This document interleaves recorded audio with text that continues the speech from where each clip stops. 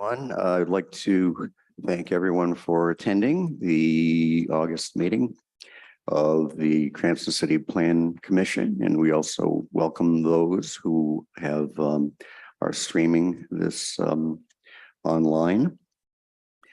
First order of business will be approval of minutes from the regular Commission City Planning meeting of July 11th, 2023.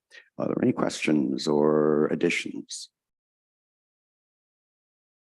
Okay, seeing none, I will accept a motion to accept the minutes as presented.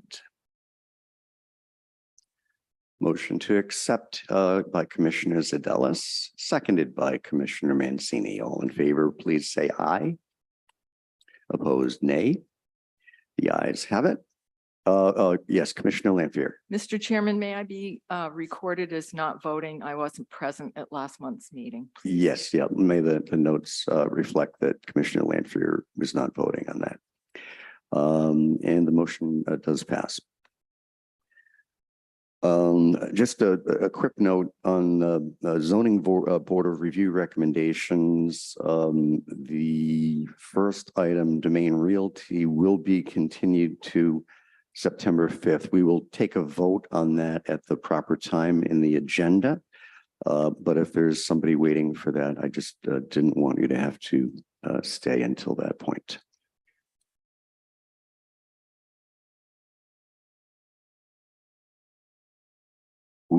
We certainly could do that.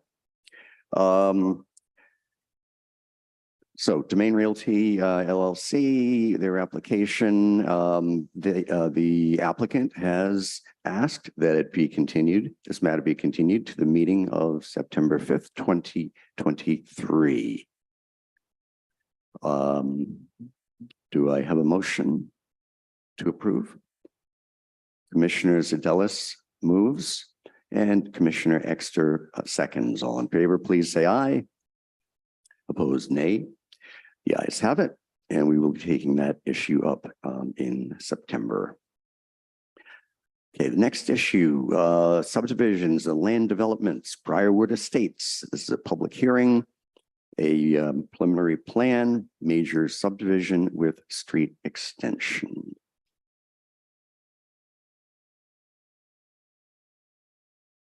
Good evening, everyone. Gregory Gerton, Senior Planner. I'm going to keep my presentation on this relatively brief, as the applicant has provided pretty comprehensive overview of their project. This is a major subdivision at the preliminary plan stage. The applicant is proposing to subdivide 5.8 acres of land into 14 individual parcels, 12 of which shall be for the development of new single-family dwellings, and 2 of which are existing family dwellings. This is just a zoning map showing that the parcels are located in A8, predominantly surrounded by A8 and A6 zoned lots. Future land use map designation for the parcels, and the majority of the area is single-family residential, 7.26 to 3.64 units per acre. This is just an aerial view of the lot. You can see the lots coming off of New London Avenue down to the bottom right of the image. This is a 3D aerial view of the subject lots. Street view from Pippin Orchard Road near the proposed subdivision entry road. This is just a snippet of the site plan. Again, the applicant has provided a number of slides that go into much greater detail for all of this. And just some brief highlights on staff analysis before we go into the applicant's presentation.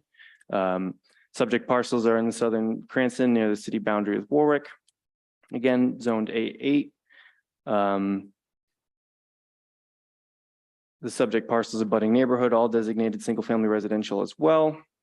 There's no wetlands or flood zones on the property. This is a by right subdivision that does not require any relief at this time. The subject land is zoned A8, and the proposed lots meet the minimum requirements. The subdivision fits within the comprehensive plan future land use map designation, single family residential, 7.26 to 3.64 units per acre. There are some additional policies within the comprehensive plan that are supportive of infill housing within and around existing neighborhoods in the city, and this project is consistent with those policies. And the applicant has submitted a sidewalk waiver request, and staff finds this appropriate, with the exception of the entrance onto New London Avenue. With that, I'll turn it over to the applicant team. Thank you, Greg. Good evening. For the record, Robert Murray, 21 Garden City Drive in Cranston. I'm here tonight on behalf of the applicant Universal Realty LLC, which is the applicant for the proposed major subdivision off New London Avenue. Just to refresh some of the members of the commission, we were here in June of last year, where we received master plan approval for the plan that is pretty much contained in the preliminary plan that we're going to speak about tonight. With me this evening is Mr. Joseph Casali, the principal of Joe Casali Engineering, and his associate William Lavery, who and both of them are intimately familiar with the plans and have worked to bring this project to this stage. Since there are several new plan commission members, we're just going to take a little step back just to orient everybody. I know Commissioner Smith, Coop, and Frias were here in June of 22, as well as Commissioner Landfear. But other than those individuals, I believe everybody else has since joined the commission. So but we do have a by right master plan approval. My client has entered into an agreement with two property owners there. Mr. Edward Pelly, who owns the property at 1365 New London Avenue, and he owns a large portion of the property we're buying, and we're gonna, as Mr. Casali will show, we're gonna leave his house intact on one lot. And then we also have an agreement with another property owner, a budding property owner, Leonard and Carol Reale at 1375 New London Avenue. And we're going to take a portion of their property to be part of the subdivision, but we're also going to give them a little more than their principal lot is right now. But at the end, there will be 12 new lots, and the 2 lots will remain for the Reales and the Pellys. With that, Mr. Chairman, with your permission, I'm going to ask Joe Casali to come up, run you through a brief PowerPoint presentation, which I think is very helpful. I did bring hard copies for the commission, so having eyesight challenges.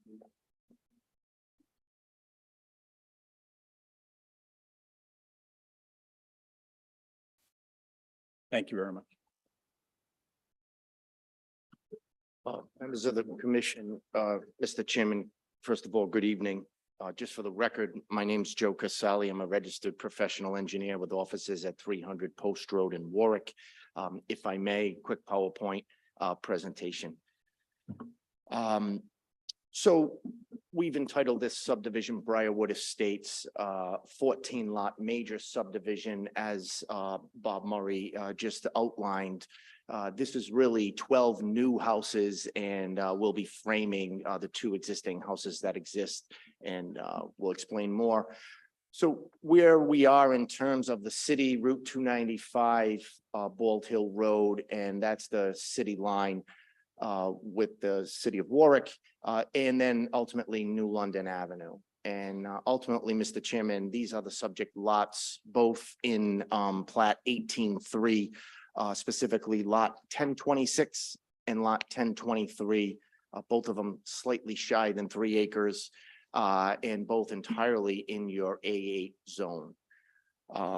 When we look at what exists today, you'll see the 2 single-family homes, 1365 and 1375 New London Avenue.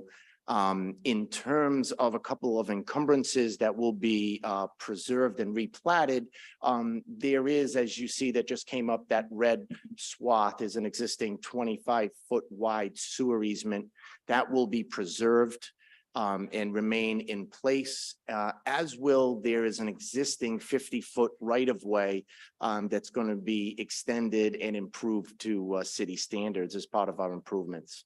And as Attorney Murray said, we'd like to frame those existing single-family homes. Those will be the first 2 of the 14 lots.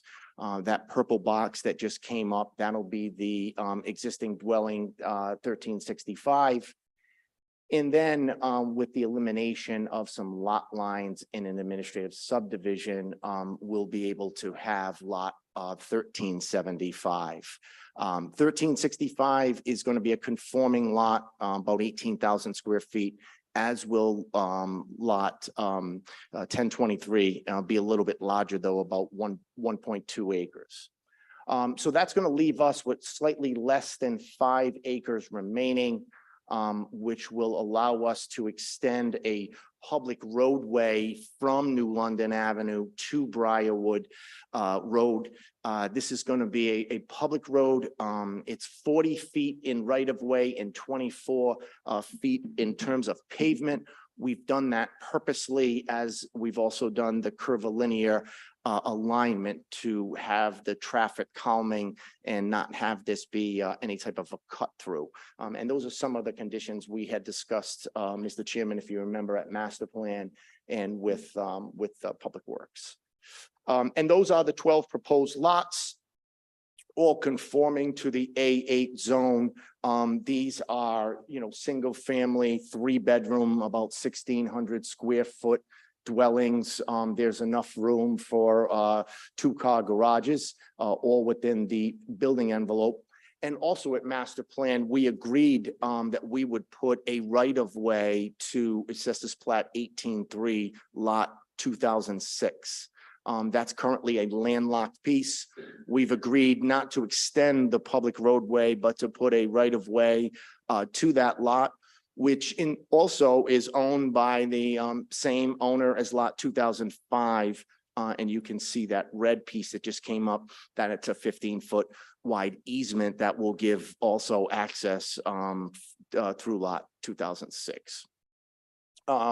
In terms of the end of the road, I know that there was been discussions with engineering and public works about us extending that roadway a little bit north, which the applicant has agreed and will stipulate to.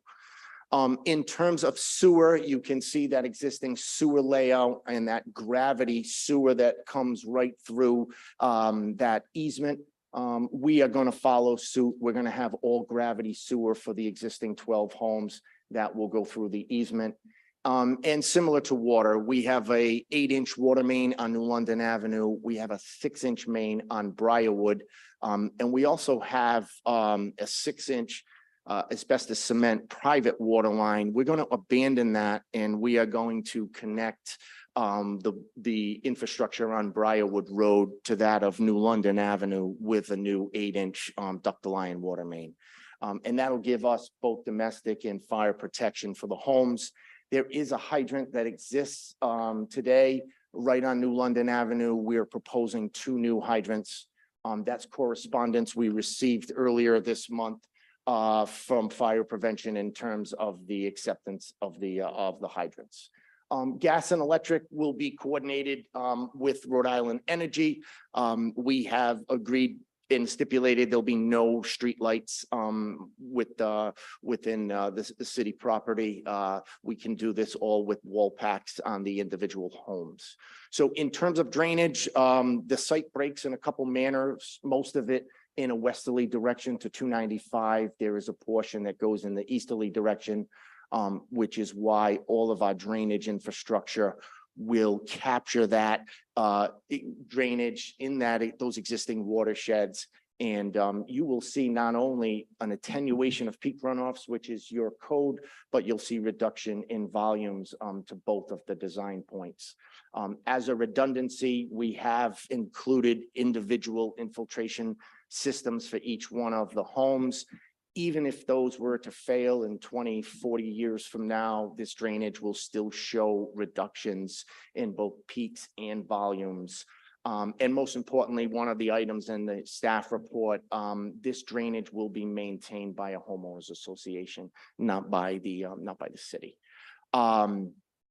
That's some of the details of the hydrology. You see reduction in peak rates, reduction in volume of stormwater. And just where we are in terms of the permitting process, Mr. Chairman, you may remember we were back here in April of 22 for our pre-app. Our master plan approval included two waivers. One was we were allowed to reduce the right-of-way to that lot 2006 down to 32 feet, which makes sense. And also not to put sidewalks on the proposed roadway to stay within natural character of the existing roadway. We have since filed with the Department of Public Works and Veolia Water. We have received both a groundwater discharge permit, a water quality permit, and also our DEM permit, as you can see, back April of this year. In terms of Kent County Water, that's our permit we received back in May. DOT physical alteration permit came in June. And respectfully, we're here tonight before you for preliminary plan, asking that final be addressed with the administrative officer. Everything seems in order, Mr. Chairman, but I would be happy to answer questions of you, members of the commission, or anyone here in the public.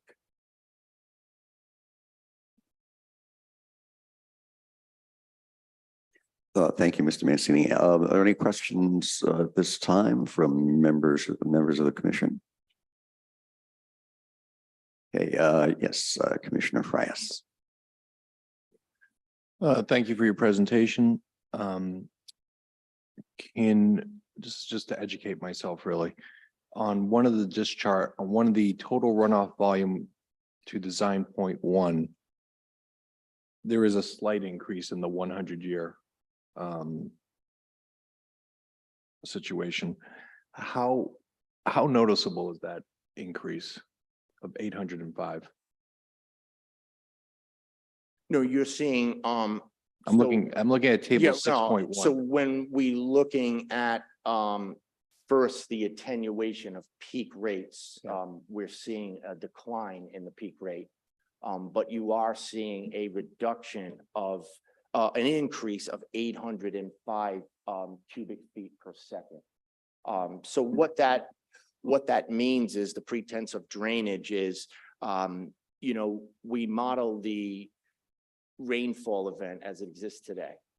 And then when you increase the impervious area with the roadways and the homes, we model it again and what's going to happen.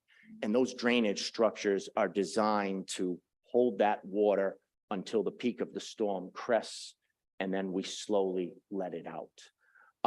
In terms of code, both at a state and a local level, what you need to do, what you have to meet in terms of standards is a reduction in the peak rates, which you see. Fortunately, on this site, with infiltration practices, we were able to get reductions in not only the rate, but the volume of the storm events, except for the 100-year storm. When you look in terms of percentage, you have about 24,000 cubic feet per second, a reduction of an increase. You're talking at about 4 or 5% in that catastrophic storm, which you would expect. A 100-year storm event, as you all probably have heard a million times, is not once every 100 years. It's a 1 in 100%, 1 in 100 chance, or a 1% chance in any given rainfall event. We would get 8.3 inches in a 24-hour period. That increase, I know, was a long way of saying it, Mr. Frias, but it's very negligible. You could have started with.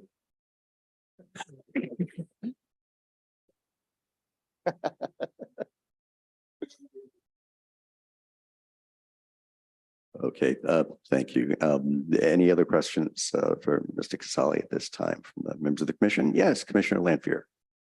I'm recalling that when we did the there were residents here and we had a discussion about putting some traffic calming mitigation in at the preliminary plan stage. Has that been done, and can you elaborate what those things will be?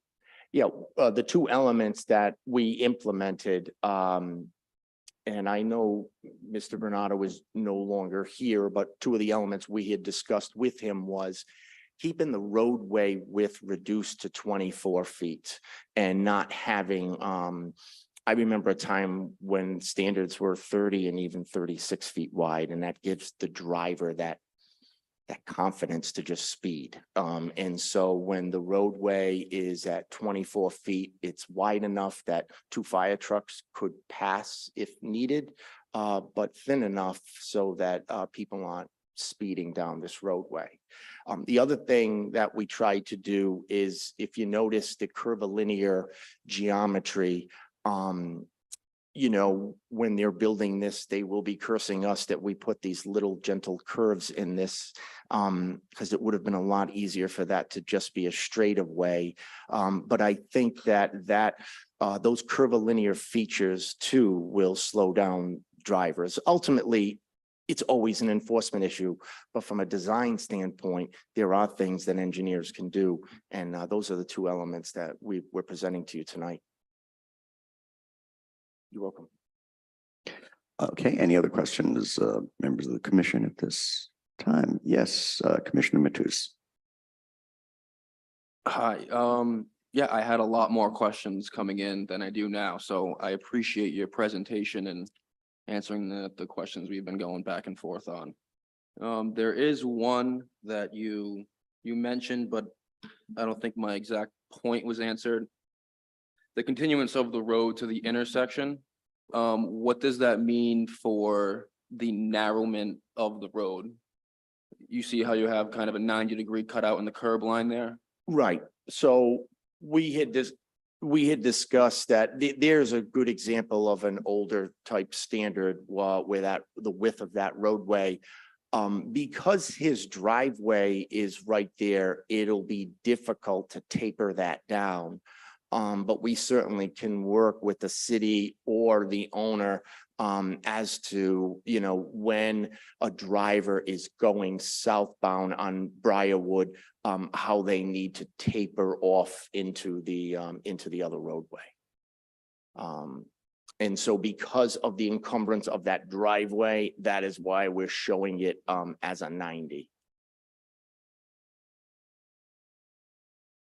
Understood on that, and I'm fine making a final decision contingent on final plan approval.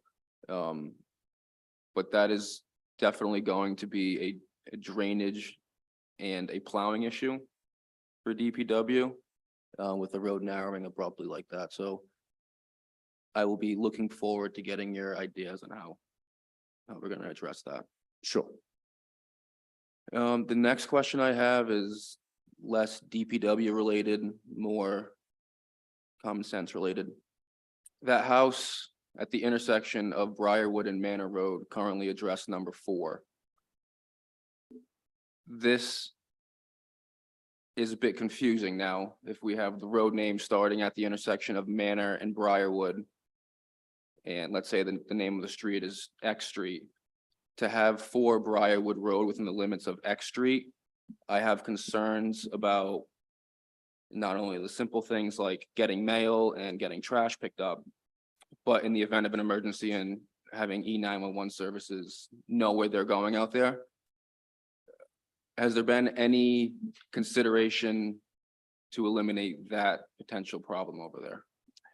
Yeah, I mean, so the question is, we have this existing home right here, and I don't know if you can see my pointer. It's just to the left of the RD and road. And so that has a current address. Thank you, Greg. That has a current address of 4 Briarwood Road. And the question is, you know, at the intersection of Manor and Briarwood, in a perfect world, that's where we would start the new roadway. But unfortunately, we already have somebody respectfully who's not part of this application that exists there. And so I'm very hesitant to change any type of address and aggrieve somebody or inconvenience somebody in any way who's not part of this application. What I think, from an engineering standpoint, what makes the most sense from good planning is to just extend Briarwood Road to New London Avenue. We clearly knew, I say we collectively as the city, when you look at this from what it existed today, I just want to go back to the initial, you knew that there would be a connection from 4 Briarwood out to New London because the existing paper right-of-way always existed there, right? That paper right-of-way, that yellow right-of-way always existed there. And that connection was inevitable. Changing whomever owns this house just doesn't seem practical or pragmatic to me. What seems pragmatic is just an extension of Briarwood Road and keep that, or really leave it respectfully in who I think has the auspice, which is 911.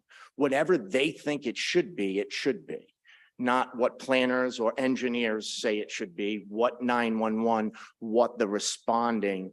It's an inconvenience of trash and mail and return mail, but it's more than a mere inconvenience when 911 doesn't know who you are.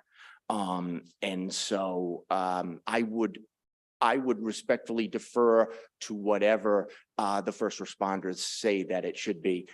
My education and experience of 30 some odd years tells me Briarwood Road should just extend to New London Avenue.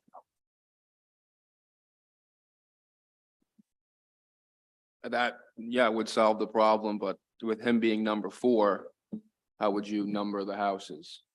You would ask emergency response to number the houses. They give the home addresses. If a different roadway name needs to be named, that's fine. We have a roadway name. I understand it's very close to one that exists in town. We certainly can change that. I just think it's very unusual to bring in a butter in. They have nothing to do with this application to all of a sudden have to change their address. To me is to use a zoning terminology, more than a mere inconvenience. I would just wrap up by saying I agree they do not have a role in this application, but I think they very much could be affected by this application, potentially in an emergency situation.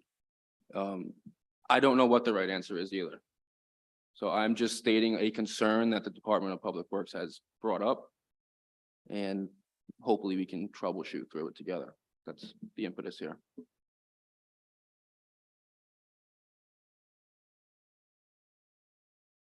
Okay, thank you. Commissioner Fires? Yeah, just to follow up on Commissioner Mateo's comments. You indicated that the most logical thing to do is just to name that road Briarwood. And couldn't one way to do it is that the guy at the top is 10, the second guy's 4, and then you start going like 12, 14, 16, 18, all the way down. I've walked the city plenty of times, and sometimes there's a slight deviation in the numbers in certain points, because they were built at different times. That's right. Could that be a possible, what do you think about that idea? Yeah, I mean, we've always, when it came to addressers and plats and lots, you leave the lot numbers to the assessor for assessment purposes, and you leave the address to 911 to the first responders. And that includes the roadway name. It's something, and in this case, I think we were proposing Woodbridge, which is very close to something in town. And 911 let us know, we don't want to have confusion. Are you on Woodbridge? So forth and so on. And so we're going to completely change that name if need be, if Briarwood is not extended. But you're right, you do see situations like that where things were built, zone changes took place, or comprehensive plans were updated, lots got larger and smaller, and sometimes numbers are, but that's the local knowledge that we all rely on for our first responders. Right? They know every building in this city. They know every, the floor plan of every building in this city. It's their job. And just to follow up on the questions that I saw from the Department of Public Works, Engineering and Traffic, I believe.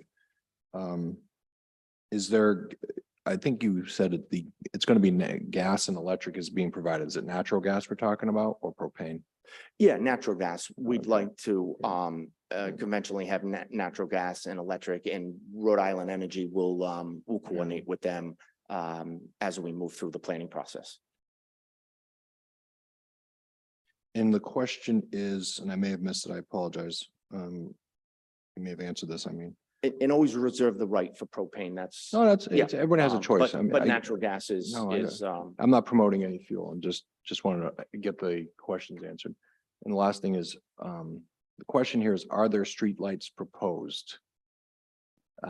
What's going on with the streetlights? So we're not proposing any streetlights. I believe that's an agreement with the city. Yeah. Okay. In terms of dark sky lighting, we don't think it's necessary from a traffic standpoint. And with the wall packs, what we all have, right, from our lamp posts to our garage lights, is enough for a small, neighborhood like this. Yeah, the one thing I believe that Commissioner Mateos brought up, that I think is something that you're gonna have to deal with at final plan stage is the proposed 90-degree angle issue. So, Yeah, that's something, we've dealt with this situation before. We'll work it out with the city and the homeowner. It's just an odd situation that his driveway happens to be right there. Again, we want to accommodate that person as much as possible. They have nothing to do with this application. Okay, I just wanted to, I had a question, almost to follow up on the house numbering issue. The two homes that are depicted on Briarwood Road, the existing homes, does Briarwood extend beyond those two, or is that the limit? I don't have it on the maps that I have. No, it looks like it is shorted, that it could extend, but doesn't. If you can see, those are the two homes we're talking about, and there seems to be a gap. Thank you. Okay, I see that. All right, I understand. Okay, thank you. The questions, members of the commission at I this do, Is that your street color? point? I do. Yes, Commissioner Mancini. So looking at our appraisal system here in the city, it looks like Briarwood goes from number 4 to number 55. So how are we gonna go negative numbers on these? If you could extend Briarwood south, south? How are we gonna do negative numbers on the houses if you're extending that street? Right, you wouldn't ever go into negative numbering. If it's something that the department didn't want to address, if after 2 Briarwood, that roadway would be changed, we can change that roadway name. What I didn't think was pragmatic was involving 4 Briarwood. Changing that to something else, knowing that from 4 to 55, as you said, exist on that roadway and have existed for some time.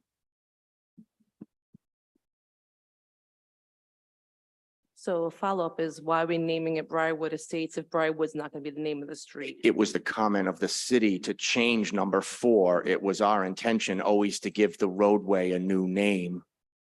And have 9-1 stipulate those addresses. It was the city comment that, what are you gonna do with number 4 Briarcliff? Are we gonna change that? Are you gonna monetarily make them whole? And that's not the applicant's intent. If 911 thinks it's safest that we just put a new roadway name to the new roadway we're putting in, we'd be happy to do that.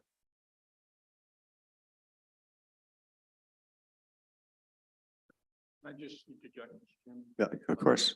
Then just from a lifelong practical experience, some members of the commission may know, I grew up on Irving Street, which is over near the stadium, plat, and it ran from Harmon Avenue all the way up to Spectacle Pond, and I lived at the end, the dead end, and my house was 18-20 Irving Street, a duplex.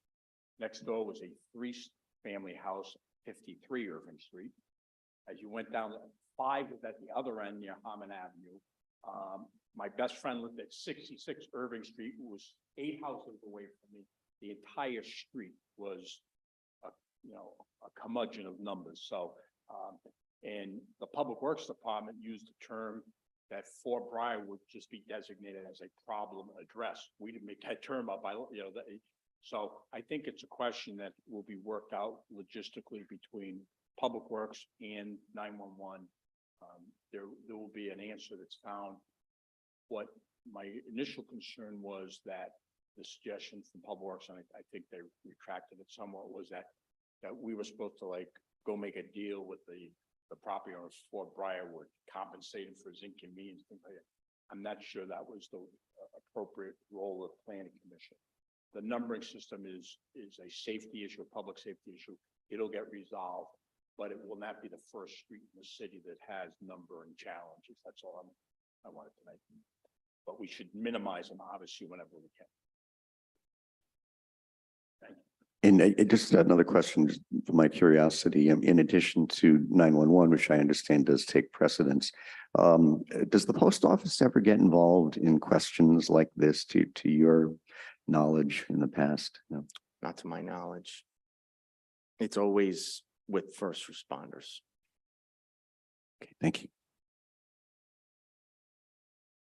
Okay, other questions? Members of the commission? Okay, thank you, gentlemen. Is there anyone present?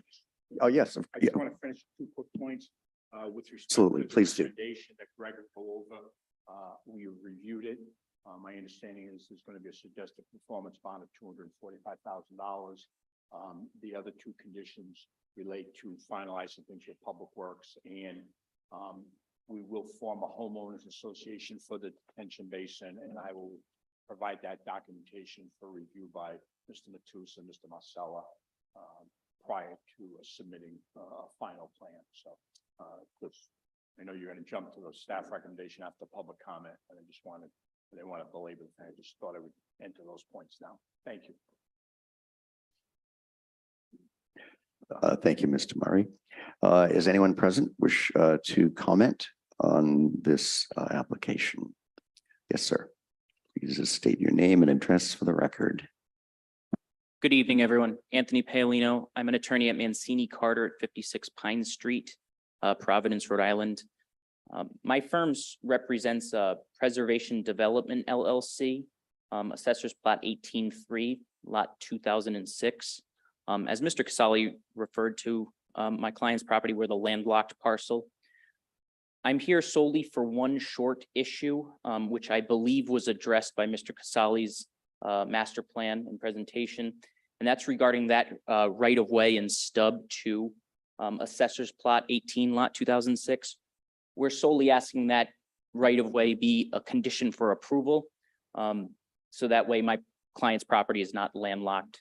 As you may know, Preservation Development has a plan to subdivide its parcel, and it believes it would be consistent with the development of the city. Thank you.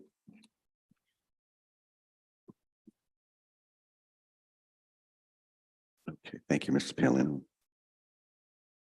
For the record, that's part of our plan. We said we'd do it in a master plan. We incorporated it in this plan. So Mr. Paolino's concerned. I appreciate him sharing them. If you approve the plan, will satisfy that concern. Yes. Thank you. Thank you, Mr. Murray.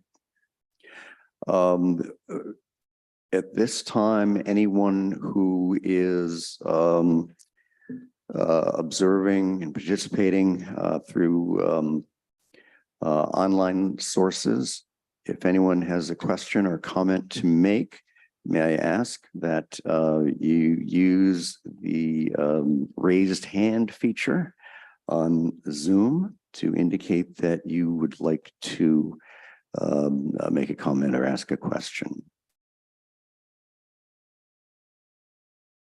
Nicole Renzilli. Hi, thank you. My apologies, I did step on a few minutes late, so I'm just wondering, did anyone discuss a traffic study as I was contacted by a few neighbors on New London Ave who have concerns about the one way in and one way out into that development and how that's gonna affect them. They already live on a busy road and they just have some concerns. So I apologize if I missed any information about a traffic study. I will rewatch the part on YouTube, but I'm just curious if that was discussed. Thank you. Thank you. Does the applicant wish to address the question? Yes, Mr. Chairman, it's customary that traffic studies, you break that threshold when you have more than 100 trips in the peak hour. As you can see, we went through the PAP process with the Department of Transportation. No traffic study was warranted because of it's only being 12 houses. Figure that's adding no more than 24 cars in the peak hour. So respectfully for the councilwoman's answer is it's not, it doesn't meet the threshold to be warranted.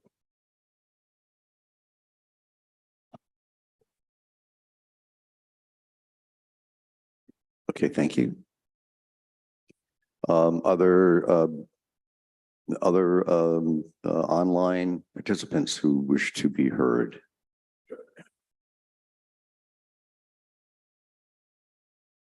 There's no public comment, Mr. Chairman. No further public comment. Is there any further public comment from anyone present?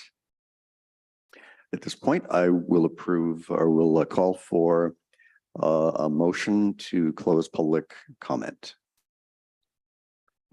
Motion made by Commissioner Mancini, seconded by Commissioner Coop. All in favor, please say aye. Opposed, nay. A public comment is thereby closed. Okay, Mr. Kirk, the findings and recommendations. All right. The findings are as follows. The proposed subdivision is consistent with the City of Cranston Comprehensive Plan Future Land Use Map.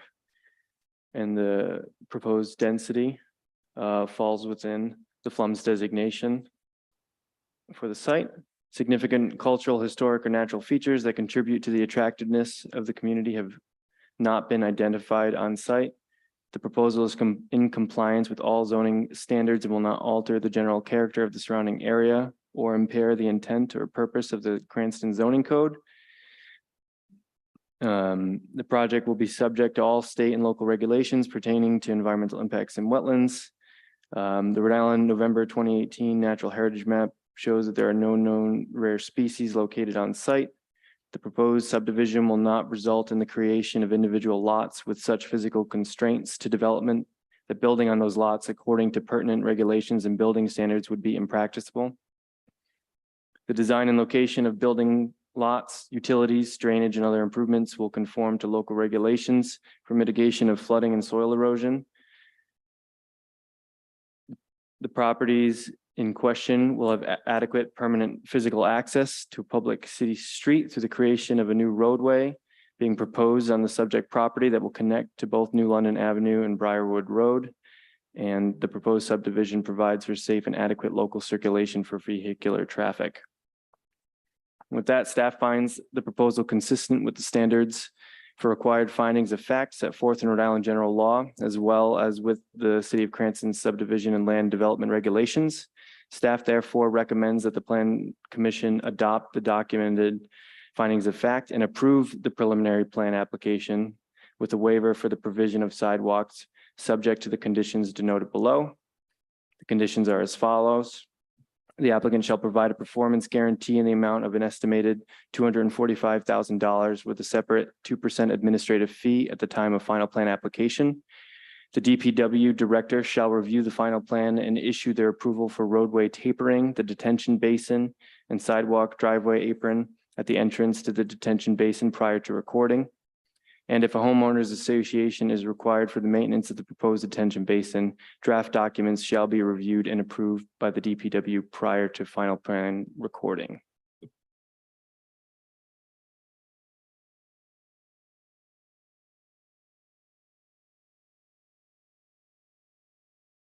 Let me ask, would it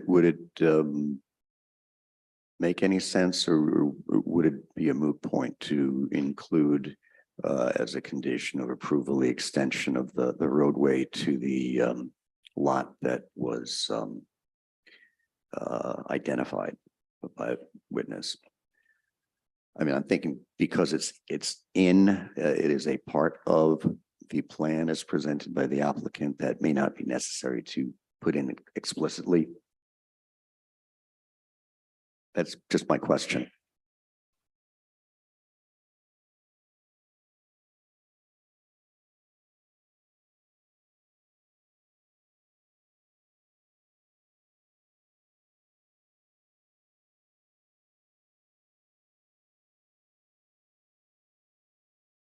Thank you, Mr. Marcella. Okay, well, unless there are any further questions, comments, Commissioner Lanfear.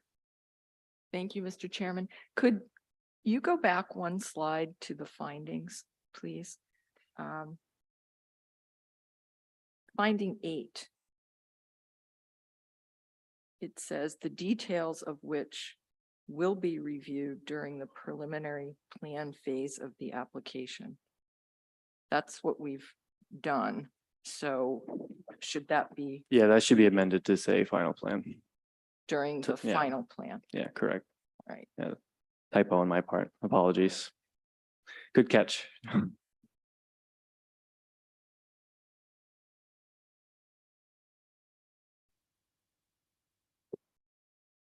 To be on the safe side, why don't we have a motion to amend that, the wording from preliminary plan to final plan? And you make that motion, Commissioner Lanfear, seconded by Commissioner Mancini. All in favor, please say aye. Opposed, nay. The ayes have it. The amendment is made. So now we're back on the full recommendation as amended. Anything further? If not, I'll accept a motion. A motion made by Commissioner Coop for acceptance of findings and approval, and seconded by Commissioner Frias. All in favor, please say aye. Opposed, nay. The motion passes unanimously. Thank you very much.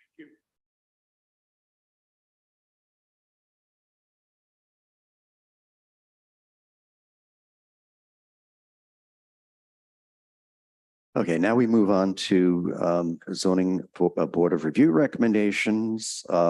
We have 2 items remaining, but they are on the same topic. It's the Papillon Home Solutions LLC application to alter an existing multifamily dwelling on an undersized lot. Ms. LaValle.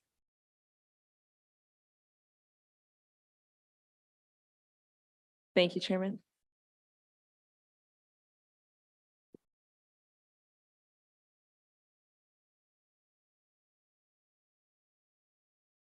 So the 2 following variance applications before you are part of 2 separate applications that will require 2 separate votes, but they're merged lots. So just for reference. So the first application is a dimensional variance request for 592 Dyer Avenue. Applicant requests dimensional variances in relation to side setbacks, pre-existing front setback, and lot size. Here's the parcel on the zoning map. Future land use map. An aerial view of the parcel. Again, this is 592 Dyer. 3D aerial view.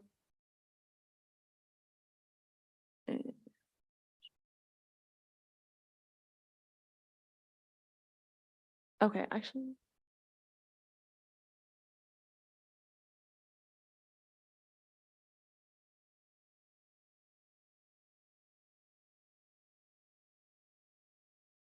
Also, part of the application is a conversion from a 3-family dwelling to a 2-family dwelling. So just for reference, I'm going to go over back to the street view.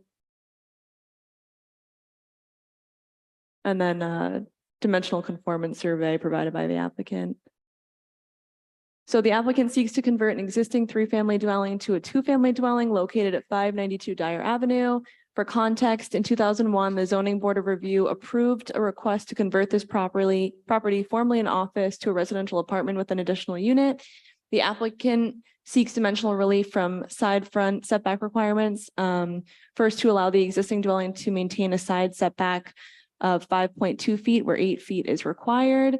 Also, to allow the existing dwelling to maintain a pre-existing front yard setback of 15.3 feet where 25 feet is required. Staff finds the average size of the 22 two-family residential lots within a 400-foot radius is 6,497 plus or minus square feet. Of the 22 two-family residential lots, 11 of them contain 5,000 square feet or less. I also want to note that an element in the comprehensive plan reads that most properties in the B1, B2, and A6 zones have less than 6,000 square foot minimum lot size. Specifically, 55% of the B1 zones are less than 5,000 square feet in area. The future land use map designates this area as single two-family residential, less than 10.89 units per acre. This request would amount in a density designation of 17.4 units per acre, which is a less intense density designation than the existing 26.14 units per acre. Staff finds that granting relief would be generally consistent with the following comprehensive plan elements and goals. Land use element principle 4, to protect and stabilize existing residential neighborhoods by basing land use decisions on neighborhood needs and quality of life. And also housing goal 4, to promote housing opportunity for a wide range of household types and income levels. According to records of the property, the existing three-family house was initially built in 1919 as an office, over time being converted to a two-family, then assessed as a three-family home as indicated by the property's title card. Staff does not find that the request to convert the existing home from a three-family to a two-family dwelling will alter the character of the surrounding neighborhood. The proposal is consistent with the aforementioned housing goals, as the conversion request remains in character with the density of the surrounding neighborhood and creates a housing opportunity for a different need. Finally, staff finds that although the request is technically inconsistent with the comprehensive plan future land use map designation as single two-family residential less than 10.9 units per acre, the proposed conversion would have a less dense designation than currently exists as a three-family dwelling and would be in character with a fairly dense built neighborhood. Finally, due to these findings, staff recommends the Plan Commission forward a positive recommendation on the application to the Zoning Board of Review.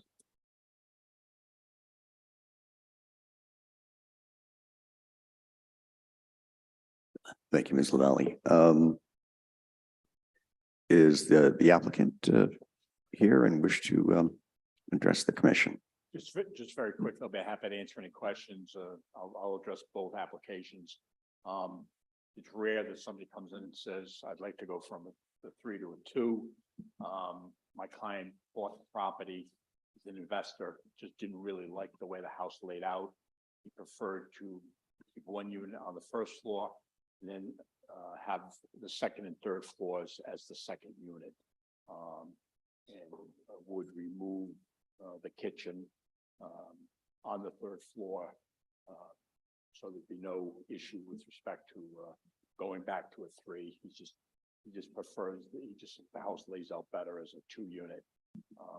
With that is the request that he be allowed to build a new single family house on the adjoining 5,000 square foot lot. So be happy to answer any questions, but it's an existing structure, Steyer Avenue. It meets, it does have, there's the house. The appearance isn't really going to change. The interior is going to change.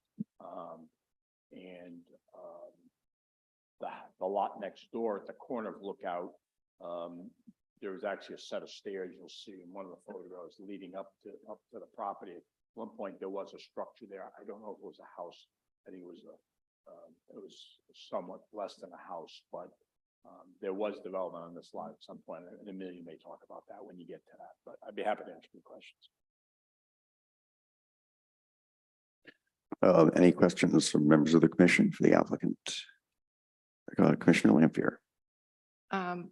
Thank you. What is the current legal existing use 3-family. by variance?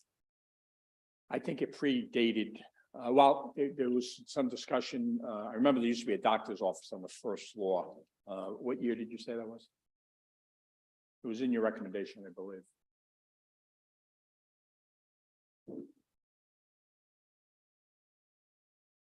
I made a copy of the title card. So as of 2001, the zoning board approved the additional extra unit. And then from the tax records somewhere between 2001 and today, it became a 3-family. It's just not on the title card that we have record of. But it's assessed as a 3-family and it's been a 3-family for 20 years. By way of variance, N- not by a rezone. No. My clients only owned it for several months. We're not, So they purchased the property knowing that the lots were merged. they bought the property as a 3-family with the adjoining lot and now looking to unmerge the 2 lots, so that we could build the single family. So they were aware they were merged when they Well, purchased it. Since I think our knowledge is reflected in the application to unmerge it, so I would say Well, that they. Not did. necessarily. Somebody might not have been aware when they purchased that lots were merged, and then when they went to do something with them, they discovered that and then wished to unmerge them. No, my client is Papillon Home Solutions LLC. They're in the building and investment business. I think they understood that when they applied. And my last question is the side variance that's requested is because if the lots, you are anticipating that the lots will be unmerged and therefore they will need a side yard dimensional variance. On the new house? Yeah, well, yeah, obviously, if you don't approve the first one, you're probably not going to approve this, the zoning board wouldn't approve the second one. Because we're at a corner lot abutting a residential zone, we would have a 25-foot setback both from Dyer Avenue and from Lookout Avenue. We can meet it from Dyer Avenue. The proposed plan has it at 16 feet, I believe, from Lookout. So we're asking for that relief because it's a corner lot. If you put the site plan up in the, it might help Commissioner Lanfear. Confused.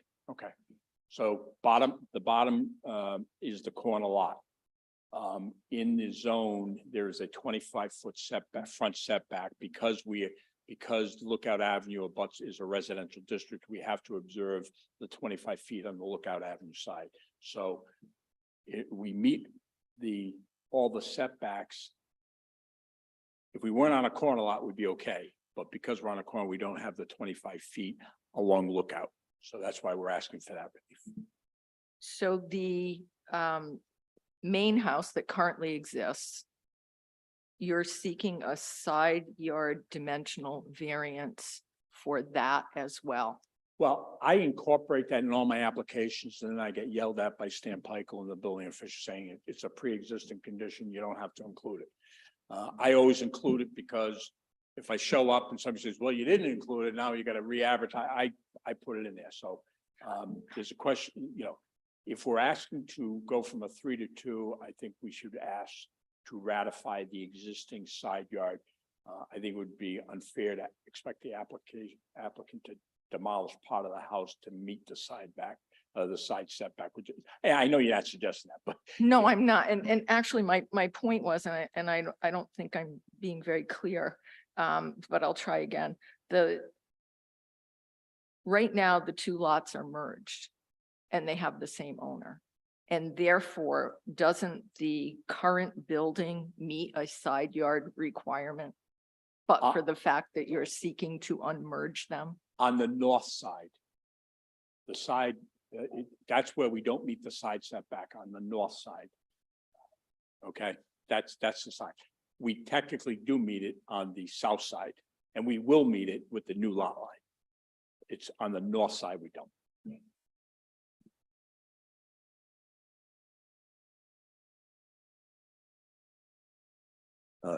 Commissioner Frias.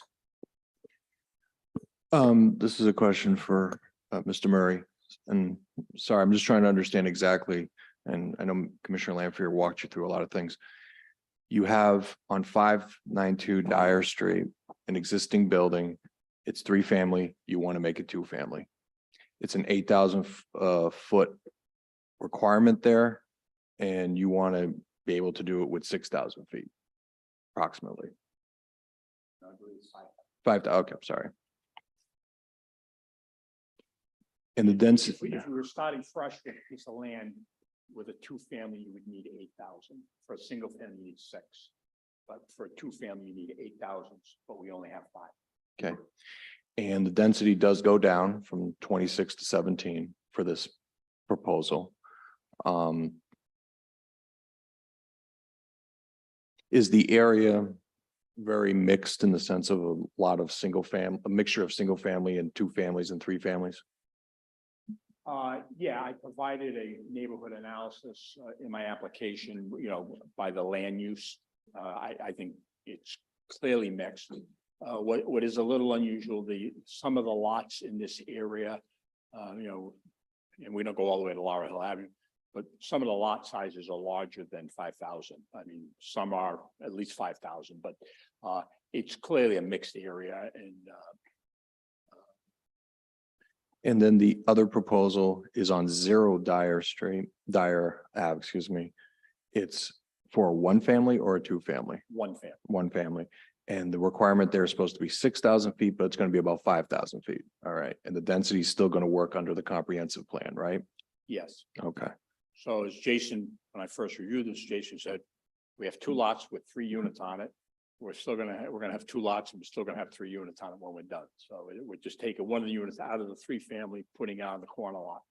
And so instead of being, yeah, exactly, instead of 3 units now, it'll still be 3 units, but one of those units will be a single family. The 3 units on both lots will continue to be 3 units, but in the existing structure, there'll only be 2. 2, and then the other, Will be the new one. yeah, okay, all right. Now I understand. Thank you.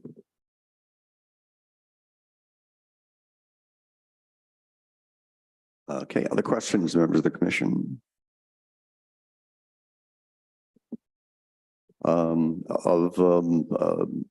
Any who are observing, participating online via Zoom.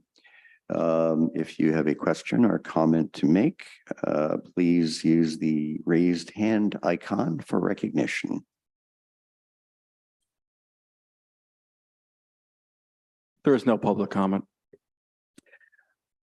Okay, no public comment. So at that point, I will entertain a motion to close public comment. Commissioner Dallas votes to close. Commissioner Exeter seconds to close public comment. All in favor, please say aye. Opposed, nay. The ayes have it. Public comment is closed. Just a quick review of the recommendation again, please.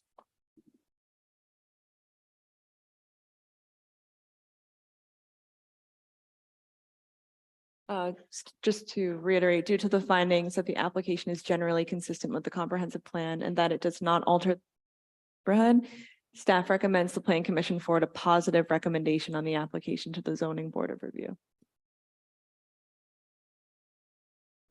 Okay, unless there are any other comments or questions by members of the commission, I will accept a motion. I had a quick comment. Commissioner, yes, Commissioner Frias. I'm going to be supporting this, and I just want to explain quickly for the record. The density is going down on one segment to bring it more consistent with the comprehensive plan. The other lot will be consistent with the comprehensive plan. The area is generally mixed. I can see from the evidence, like half of these lots have the kind of size when it comes to 2 families that works with what he's proposing. And even on the single family side, 2/3 of the lots that are single family work with the size that the applicant's proposing. So I'll be supporting this. And in particular, we're going from 3 apartments to 2 apartments in a single family. I think it's a positive. See you. Okay, thank you. Any other comments, questions? If not, I'll accept a motion.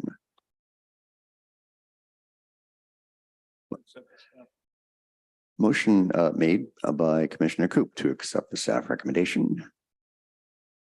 And seconded by Commissioner Zadelis. All in favor, please say aye. Opposed, nay. A nay from Commissioner Lanfear. The rest, present have voted aye, so the motion passes. Thank you.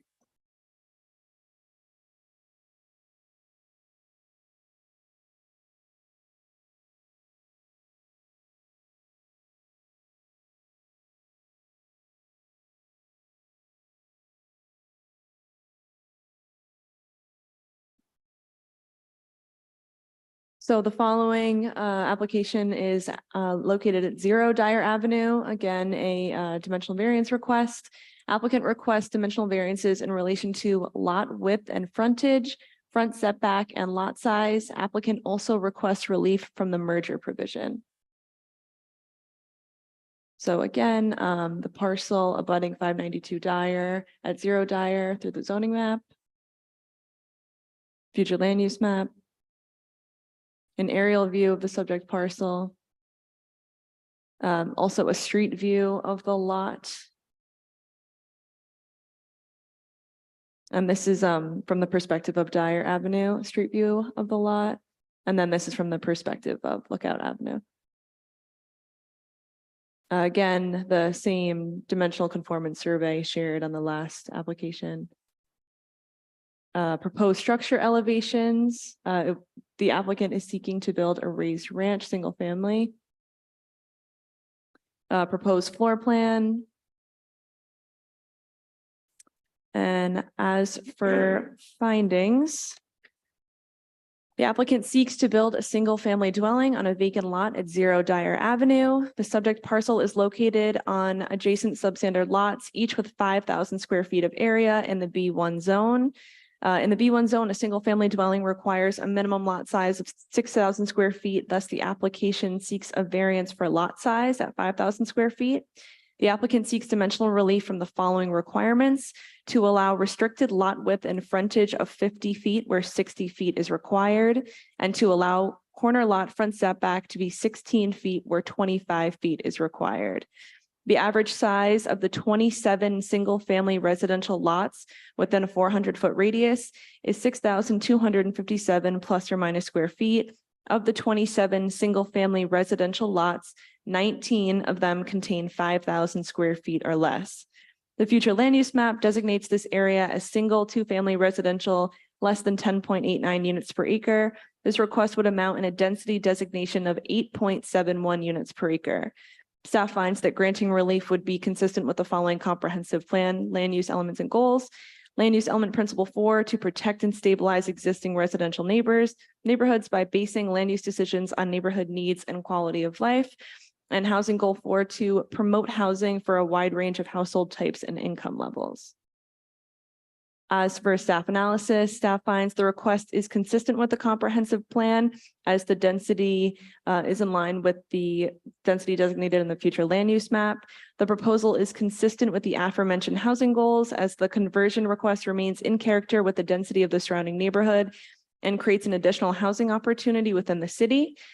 Finally, staff finds that granting relief to allow the lots to become unmerged and to allow for the construction of a new single-family home to be built on the vacant lot would be consistent with the aforementioned policies of the comprehensive plan, and that the proposal is consistent with the city's interest in supporting neighborhood housing needs, and that it would not alter the character of the neighborhood, as this is an opportunity to create housing in the city at a scale and intensity that is consistent with the existing built neighborhood. Due to these findings, staff recommends the Plan Commission forward a positive recommendation on the application to the Zoning Board of Review.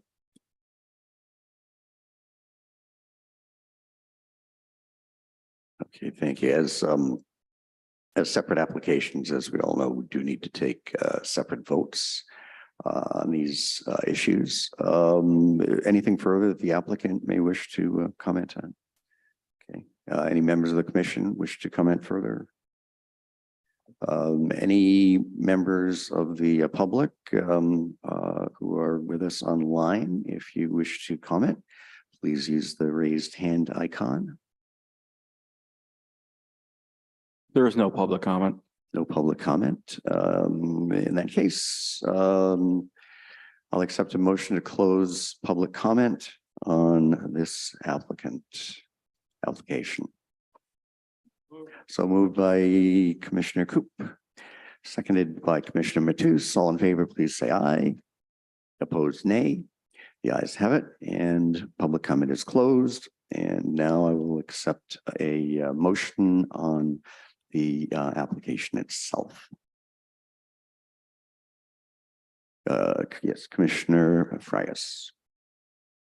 Votes staff recommendation, and the Commissioner Zadelis seconds. All in favor, please say aye. Opposed, nay. Commissioner Lanfear votes nay. And the other members vote in the affirmative. So the motion does pass. Okay, thank you very much. And now Planning Director's report, comprehensive plan update. Thank you, Mr. Chairman. We've pretty much finalized the contract. There's one little thing that the solicitor wants to see before we can, put a bow on that.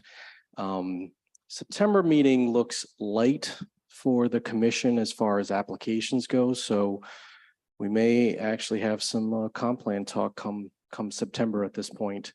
So in the next few weeks, we will be working with a consultant to come up with a schedule of meetings and public hearings and things like that for the near term. And maybe we'll even have her at the meeting. I say her, Ashley Sweet, at the September meeting if that works, and we can start discussing this stuff. In the meantime, the principal planner is going to be starting on Monday, Ken Kirkland, and we are working on interviews, looks like this week for Planner Tech. So, in the meantime, Amelia has been stepping in for as our interim in the meantime for another few weeks while that unfolds. So other than that, I don't have much else to report on.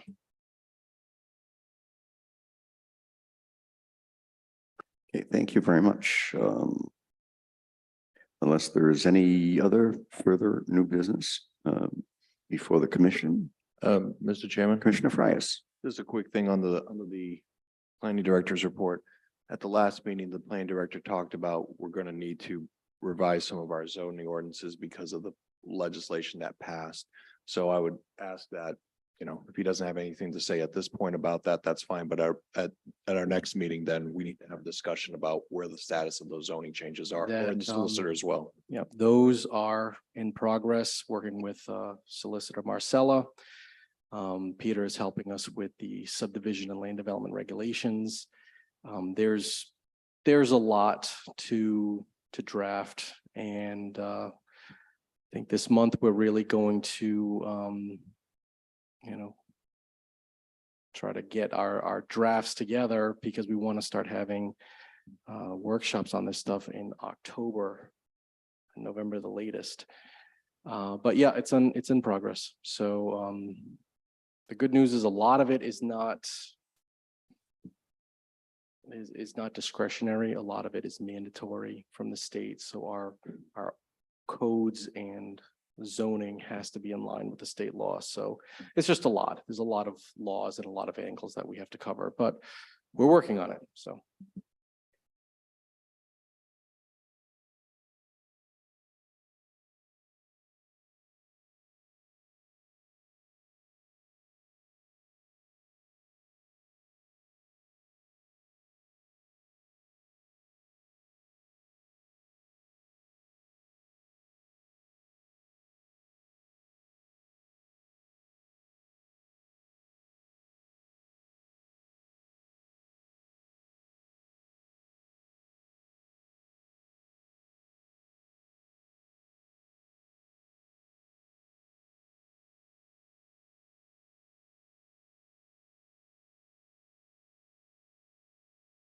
Okay, thank you very much. Unless there's any other business, I'll accept a motion to adjourn. Motion made by Commissioner Zadelis, seconded by Commissioner Matus. All in favor, please say aye. Opposed, nay. Ayes have it. And we are adjourned. Thank you, everyone, and I hope you have a pleasant rest of the